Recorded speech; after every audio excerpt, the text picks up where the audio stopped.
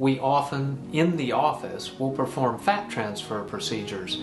And this means that we take your own fat from another area, like the belly or the flank, and transfer it or move it into the areas of the face that need additional volume. The advantage of this is that the fat, because it is yours, grows normally and becomes a part of the body.